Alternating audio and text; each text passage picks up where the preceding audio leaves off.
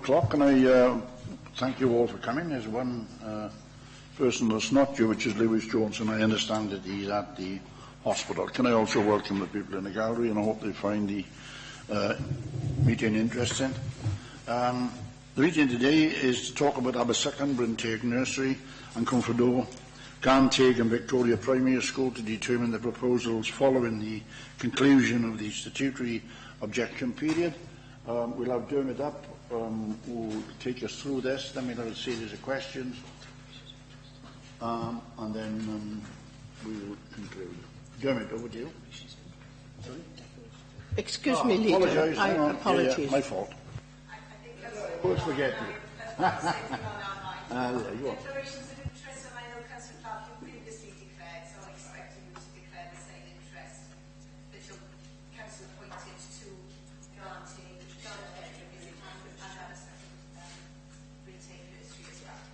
Thank you for that, Linda. Generally, we'll try and leave you out. It's just that we go past it on occasions. Right, over to you, Dermot. Thank you, Leader. Leader, if it's okay, I'll go through this report in some detail. So, obviously, the purpose of the report is to consider the outcome of the statutory objection period in relation to the proposals to close Abersacan Brinteg Nursery and Victoria Primary Schools and extend Comfredor and Garnteg Primary Schools. And in the case of Comfredor, to increase the age range from 4 to 11 to 3 to 11 to provide nursery provision. As members will be aware, there is already some ongoing legal action, legal proceedings, and clearly the proposals today, if they're agreed, will be implemented from the 1st of September, subject to the outcome of that ongoing legal, those ongoing legal proceedings. So, in terms of key messages, the consultation in respect to Comfredor and Garnteg Primary Schools ran, as you know, from the 1st of June to the 13th of July 2015, and following Cabinet approval, the consultation ran from the 12th of November 2015 to the 4th of January 2016 in relation to the Abersacan and Brinteg Nursery and Victoria Primary proposals. The outcome of both sets of consultation was considered by Cabinet previously on the 9th of February, where it was agreed that to publish the statutory notices in respect of all 4 proposals going forward. So this report details the next stage of that process and considers the objections received. And you'll see in the appendices you've had the draft objection report, and you've also had access to all of the objections in the members' library already. In relation to the ongoing legal proceedings, leave or permission to bring a claim to judicially review the Cabinet's decision of the 9th of February to proceed to statutory notices was made to the Court by an individual challenging the Council's processes in bringing these proposals. So, at this point in time, the Court has refused permission to bring such a claim. Leave is decided by a judge on the papers before him or her, and an extract of the copy of that judgment is available in the appendices also. After the judgment, the claimant exercised their right to apply for an oral court hearing, when the judge will hear legal arguments from both sides to determine whether leave can be yet granted. A date for that hearing is yet to be fixed. I will be speculating if I were to guess when that might happen, but certainly experience to date has seen the Court take speedy action in relation to that application. So we await to hear when that hearing will happen. Meanwhile, the Council is required by the School Organisation Code to make a determination on the proposals within a 16-week time frame, which ends on the 21st of July. So really, we've taken legal advice again from our legal advisors, and that's why this report's time to come today, to make sure that we make that timescale to meet the requirement in the School Organisation Code. So it's important just to note that if the Cabinet do make a determination to proceed at today's meeting, then such decision would not be implemented until the outcome of the ongoing legal proceeding is known. If the outcome is that leave for a claim for judicial review is granted, and that claim is ultimately successful, then obviously we'll have to bring back a further report in terms of next steps and potential next steps for Cabinet. Leader, I don't propose to go through the background section of the report because I think Cabinet, we've rehearsed that at some length previously, but obviously the detail is there. In terms of the issues and findings from the statutory notice period, is outlined in section 5, and if it's okay, we'll turn our attention to that now. Obviously, we're required to widely publicise the statutory notices, and those are outlined in 5.1 where we've done that. In summary, we had 770 statutory objections, and that's broken down in 5.3 for you in terms of where those objections came from and which objections were focused on which aspect of the proposals. As I've said already, you've already had a copy of all of the objections in the members' library. I need to point out, I shouldn't need to do this, but I'm going to do it because it's a requirement of the Code. As the Council has received objections, it must, in accordance with the School Organisation Code, not approach the determination of these proposals with a closed mind. And obviously that's what you're doing today in terms of considering all of the objections. They have to be considered conscientiously and considered carefully alongside the arguments in respect of the proposals and in light of the specific requirements of the Code. So in the draft document that you've got in your appendix, our response to those objections, you'll see that we've given a very detailed response to all of the objections that have been raised in the letters and correspondence that we've received.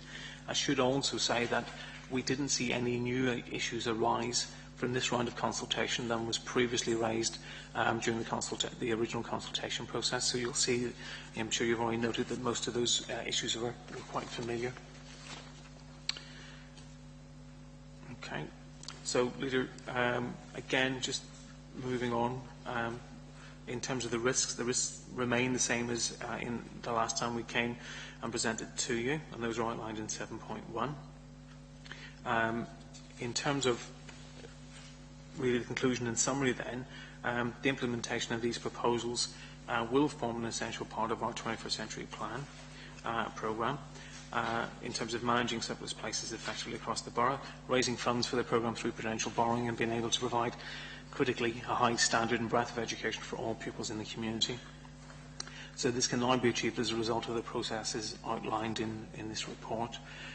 Leader, the recommendations are there, and I know you'll go through them one at a time, but clearly what you're deciding today is whether or not to proceed with the closure of Victoria, the closure of Victoria Primary School, the closure of Abersack and Brinteg Nursery, and then the extension, the spending of £8 million in investing in Garnteg Primary School and Comfort, and to also adjust and reallocate the catchment areas as outlined in Part E. I haven't talked about transition arrangements, but that's outlined in Part F. What I would say is that, subject to the decision going ahead today and any subsequent call-in, we clearly will begin transition discussions with everyone affected immediately once those decisions are reached, if they are. And that will include all of the stakeholders, the parents, it will include pupils, and clearly involve staff in all 4 schools. So we can begin to map out a timeline for all the key things that need to happen to reassure the community and make sure that everyone's supported through the process. So I'll stop there, Leader. Thank you for that, Dermot. I see on page 8 you've got a clear timeline about how we've arrived at there and where we've arrived at. Now then, I'm going to ask members if they've got any comments or questions they want to ask. John? Yes, I ask a question of clarity, if I may. We have an obligation, I think, to make a determination on the School Organisation Code by the 21st of July. What significant detriment, then, in timescale and financial effects does it have on this oral submission? Knowing how the judicial works and their commitments, if it's delayed in any way, what detriment would that have on us, both in timescale and financially? Okay. In terms of, if we don't make a decision by the 21st of July, we will have to rerun part of the consultation process. That could have a knock-on effect then, clearly, in terms of our ability to make decisions subsequently and come in within the timescale set by our Welsh Government in Band A, which is the 31st of March 2019. We've had it restated to us in the last couple of weeks by Welsh Government that there won't be any flexibility with the timing of Band A. Given recent political events, I think there's some caution about letting major capital projects go beyond the timescale that they've been allocated, and they're going to be quite rigid on that. So there is the potential, if we don't make the decision today, I'll come on to the oral hearing in a second, that could elongate the process. We will have to go back out to consultation, and I need to take further advice about which part of the consultation, but I think that would be at least the statutory notices, and rerun that. that would put the timescale under pressure to deliver that £8 million investment in time. If the decision is made today, and subject to any subsequent call-in, but if it's made before the 21st, then that won't have an impact because we, as long as, so it won't have an impact if the oral hearing is heard and the judge determines that actually it shouldn't go forward in terms of a full judicial review and the case is thrown out in effect. Then the timing becomes less problematic for us because we can vary the time at which the school's actually delivered in terms of the bill. We've got power over that. Obviously, if the judge agrees that there is a case to be heard and that proceeds to full judicial hearing, the judgment goes against us, then we'd have to consider what options we have at that point. Is that all three aspects? You happy with that, John?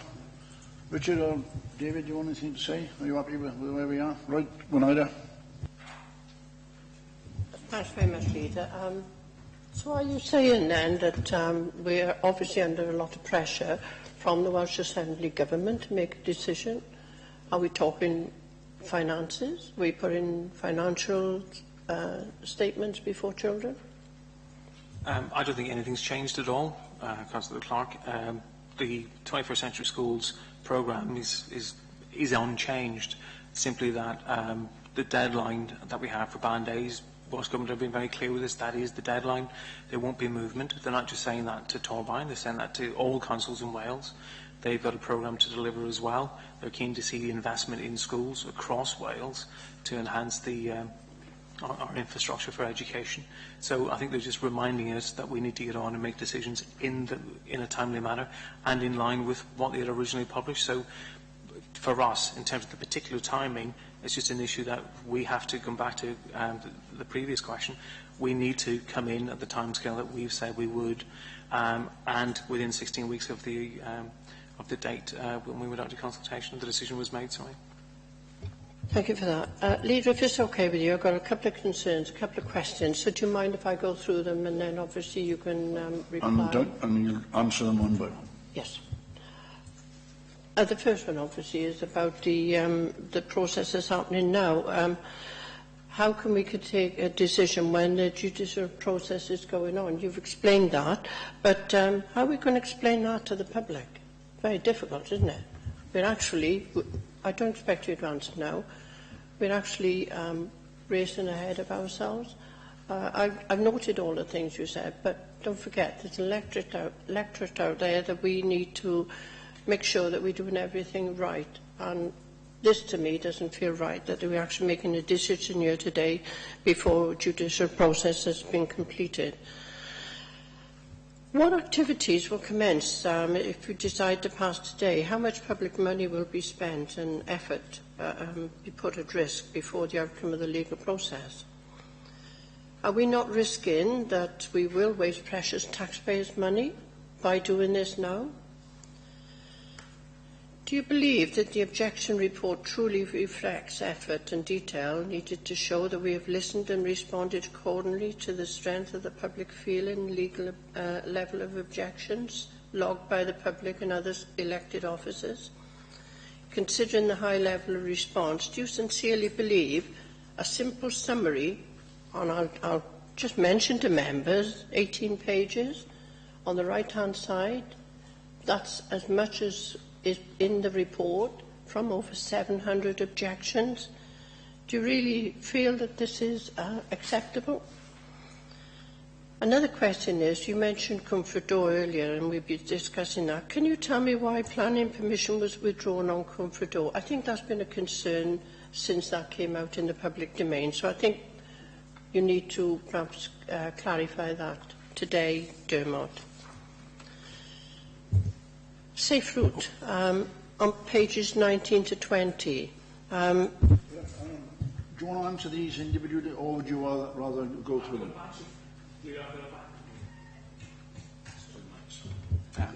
I've got a batch of 4. Would it be okay if I try to come back to those first and then I'll pick up any other points, if that's okay, Chair? Thank you. In terms of the judicial review, it is complicated. I know lots more now about legal processes than I knew before, so I don't expect the general public to understand the whole process around judicial reviews at all. The question, though, I think is about, are we really at the right point in time to actually make a decision? Are we rushing things? And also your second point is about the cost of that. Clearly, we've taken legal advice ourselves. The judgment is already there, and you can see what the judge's response has been to the submission by the appellant, by the claimant. And we've obviously taken our legal advice, which is that we need to get on now and make the decision within the timescale that we've been allowed within the code. That simply, if we don't do that, we're putting more resource at risk. We're also putting £8 million of investment at risk that we may not be able to make in the community in the north of the borough. And I don't think the public would thank us if we put that level of investment at risk. So that's why, as officers, and when I bring in this report, to make sure that Council has the opportunity to protect that investment, with the caveat, clearly, that the court will ultimately make a decision about whether or not there is a basis for the claim that's been made. And that's obviously in the hands of the court. And sometimes in our role, members of the public may not agree. That will generate a different process, in this case a judicial review, and that carries costs with it. The costs associated with the case to date have actually been awarded to us in the judge's original statement. I'm confident going in to the next phase of that process that our case is still robust, and I have no reason to believe that anything has changed in terms of our position. So obviously, but that's a matter for the court to determine. So I hope that answers the first question about judicial review. We're not stopped as counsel from making this decision at all, and the court recognises that. But clearly the court then will make its decision in due course, which hopefully won't be too long. And the costs have actually been quite modest in terms of the judicial review, and to this point they've been awarded, our costs have been awarded to us. In terms of does the objection report answer the questions, the points provided, as I said in my sort of discussion through the paper, no new real points have emerged in terms of what's in the consultation responses. Many of the consultation responses followed a very clear template and were, if not identical, very close to being identical. So while there were a lot of them, actually it was quite helpful from an officer's viewpoint that the same points were being raised time and again. So I think we have answered those points previously in the previous consultation report, and I think we've answered them adequately again in this one. In terms of planning permission, I think that's simply just an issue of timing, and as part of the process that sometimes things don't go to planning. I might ask a colleague to join me in this, but I know that, just to be clear, in terms of Garnteg, obviously that planning application has been agreed. Comfort the first phase in terms of the ground remediation, drop-off, car parking is going to be determined today, I believe. And then phase 2 for the extension will be determined in planning on this Friday. Obviously planning and this process are related but separate. So while people might read into, hang on, why didn't that planning application go ahead? They're twin processes, and the two don't necessarily have to be coinciding in terms of timing. So it was just one of those things, as opposed to any Machiavellian design or in any way related to this decision today. Right, thanks for that. Any other comments? Do you want to comment on Comfort Door? Sorry, I think I just did. So I was saying Comfort Door, the phase 1 is being determined today, and that was around the ground remediation works, the drop-off, the car parking, and then the extension work is going to be decided on Friday. Yes, thank you, Lisa. Pages 19 to 20. We're talking here about safe routes and traffic congestion. Traffic and parking is an issue outside schools, and we all acknowledge that. Any of us who've been to any of the schools out the boroughs, it's an absolute nightmare.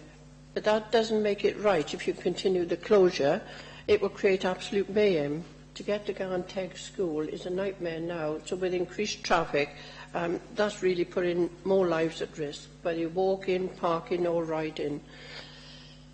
Page 21, the impact assessment did get it wrong in relation to class size. How can they now state the mistake was irrelevant when we'll now have more pupils, more traffic and further congestion?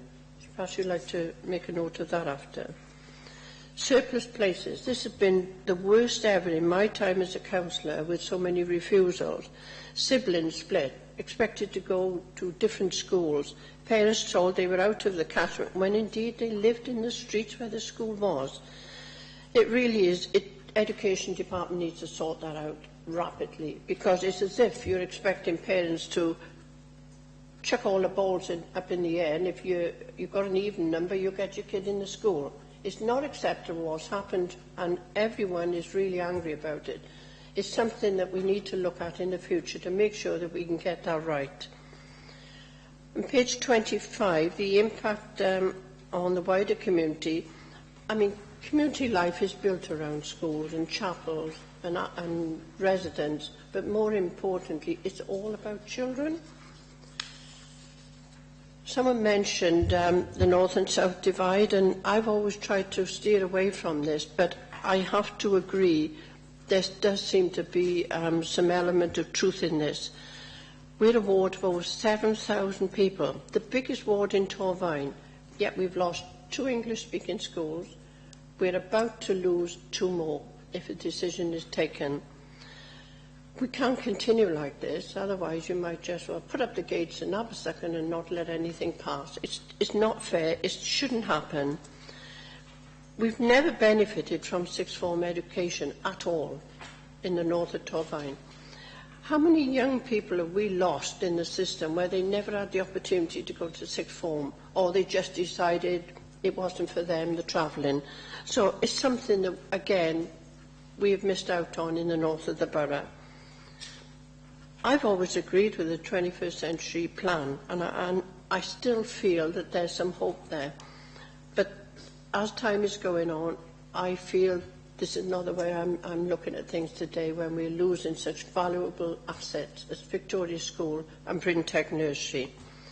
Can I just go to page 34, and you talk about early years provision.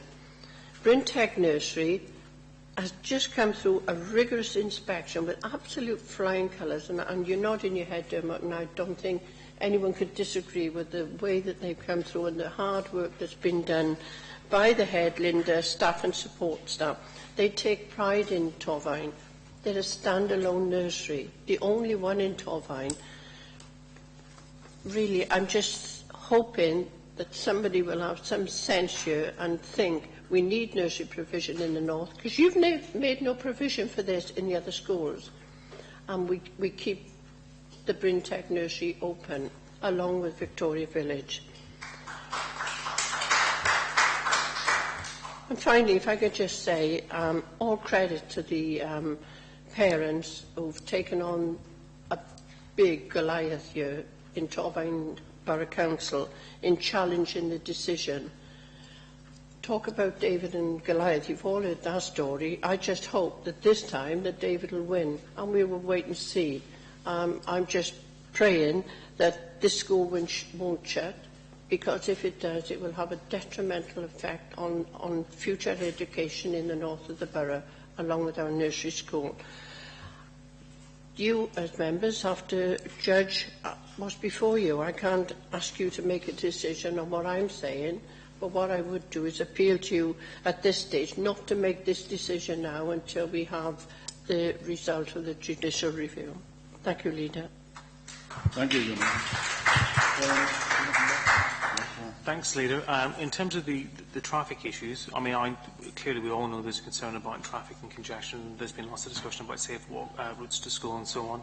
Clearly, one of the things that we'll need to do, should this decision be taken, is then talk to parents in both Bryn Teg Nursery and in Victoria School about where they think they would like to send their children going forward if the decision is taken. That will enable us then to look at who will be going to which school where. That will help inform the work that we need to do around safe routes to school, around transport and so forth. So as soon as we're in a position to go forward with that piece of work, if that decision is taken, we'll be in contact with everyone who's impacted and begin to model out and plan out that work.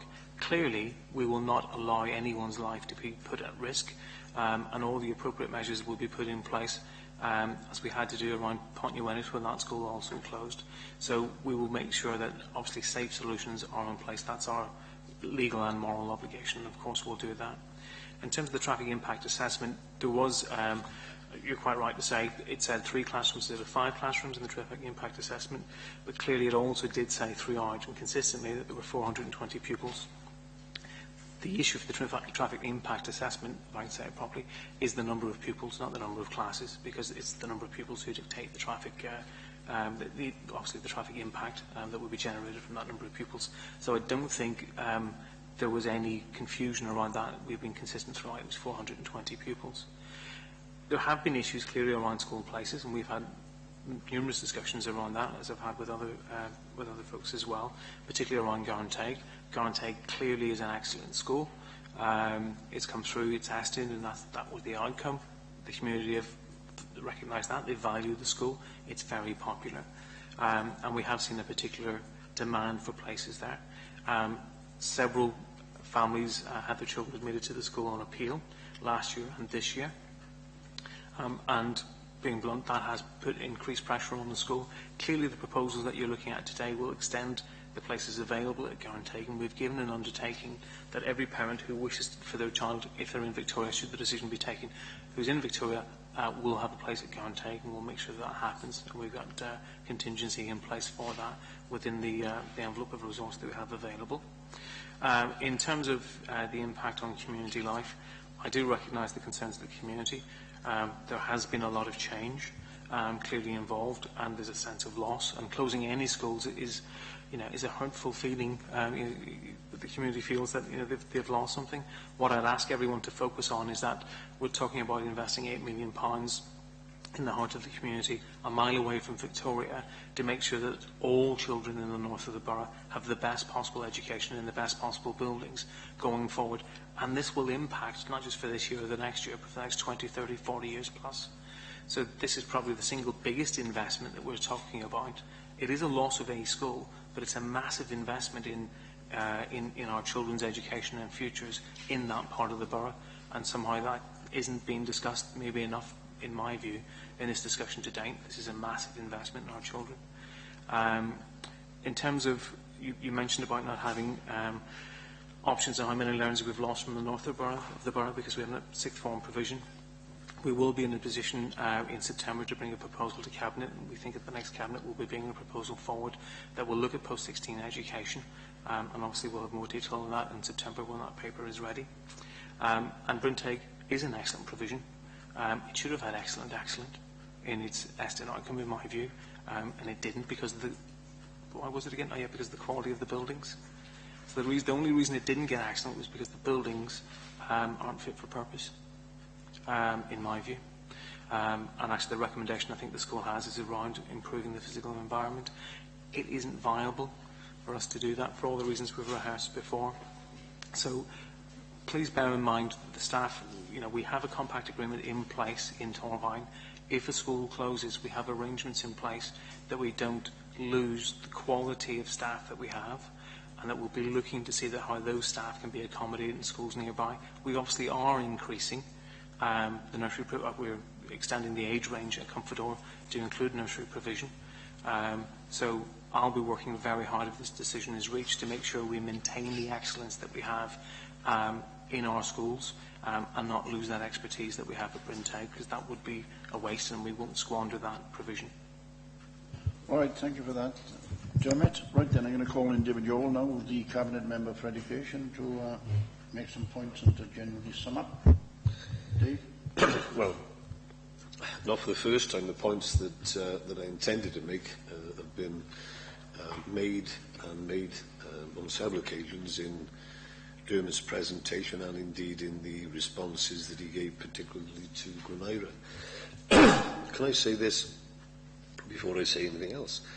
That not for the first time I've been impressed with the strength of Gwenaira's arguments in defence of Victoria Village and Brinteg, and strength perhaps under the circumstances that prevail today, because it sounds as if Gwenaira is losing her voice. I don't know if that's because she's been shouting a lot at people or because she has a tickle in her throat, but either way it hasn't stopped her passionately put in and emotionally put in the arguments. But the unfortunate fact, as I see it, is that I can't afford to indulge in the emotional side of the equation. I have to take judgments, make judgments based on rational evidence before me. I'm convinced, and I'm just as convinced now, if not more so than I was at the start of this particular project, that we are doing the right thing.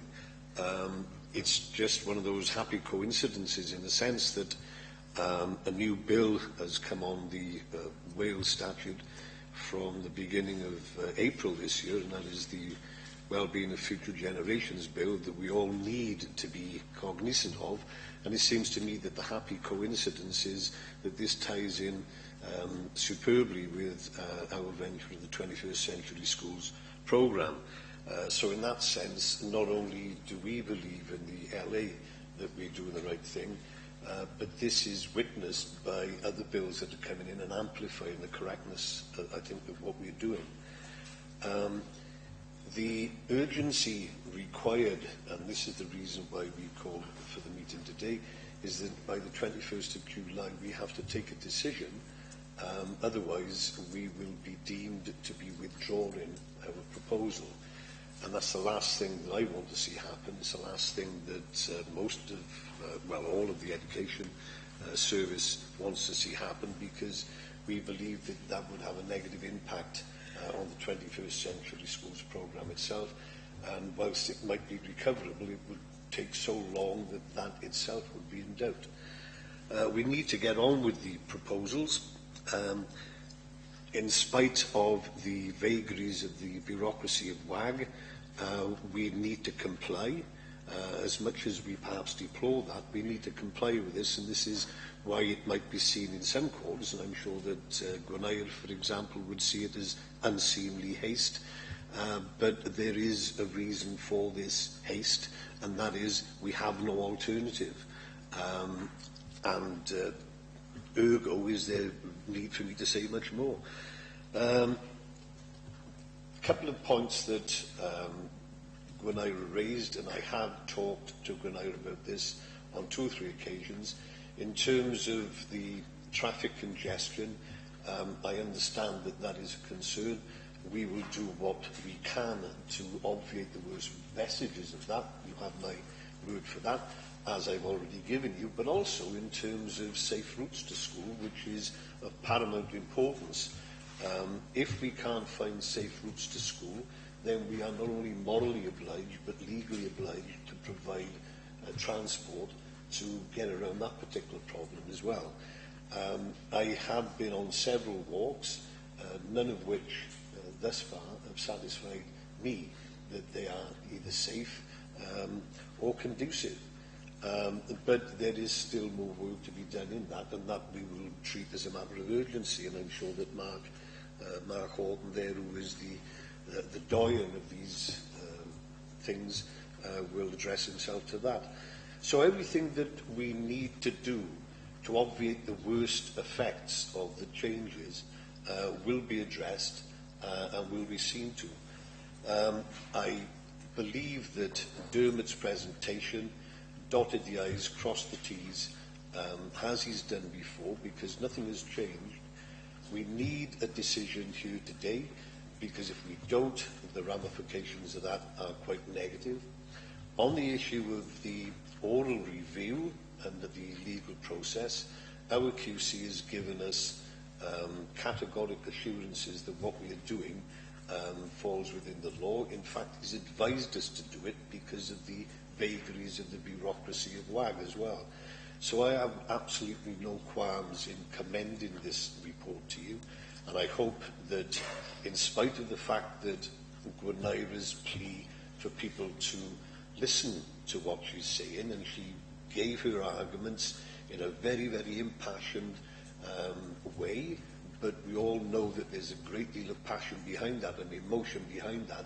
But I would ask you to concentrate on this in terms of what's in front of you, the black and white, what we need to do in order to progress our 21st Century Schools programme. Right, thank you for that, Dave. Good summing up and overview of what I hope members are happy and with the amount of discussion that we've taken place. You see the recommendations there now on page 7. Dave has just recommended that. I'm seconding it, so I'll ask you all now to please show with the recommendations, to support the recommendation, show. Thank you very much. And those against? Thank you very much. Right then, thank you very much for attending, and I'll close the meeting.